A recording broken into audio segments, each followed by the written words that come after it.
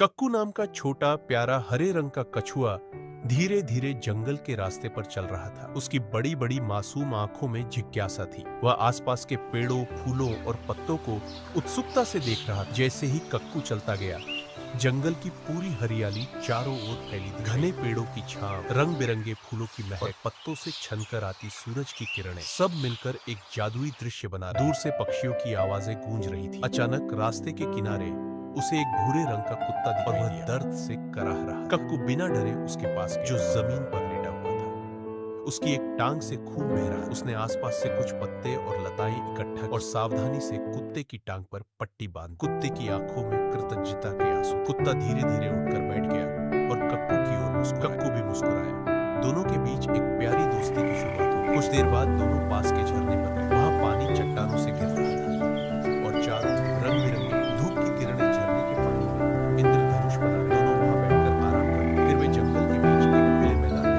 गए, जहां हरी घास लगा। कुछ हिरण दूर चले। कुत्ता दौड़ दौड़ कर घास में खेलने लगा और कक्कू उसे देखकर खुश। तभी झाड़ियों से एक खतरनाक भेड़िया निकल आया। कक्कू डर से अपनी खोल में सिमट गया।